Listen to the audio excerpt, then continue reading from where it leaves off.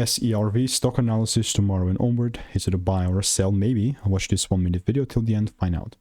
SERV Robotics actually is one of the juiciest stickers right now, because I honestly, like, after this gap down, we're starting to see some unforeseeable. Nah, I'm just kidding. It's actually quite juicy. I've spent 5 figures on courses and mentors. I've called out thousands of correct predictions on my YouTube channel for free, specifically looking at SERV. Yeah, this is how it looked like.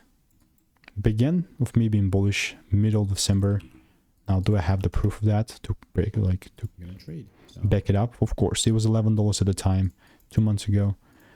We're close to that right now as well, but keep in mind we went up to 24, so that, like, it was almost a double X, 2X, right? That's approximately around 100% increase. Yeah, so we're still having a pullback rule being met. The only thing that I want to see is a second break above here.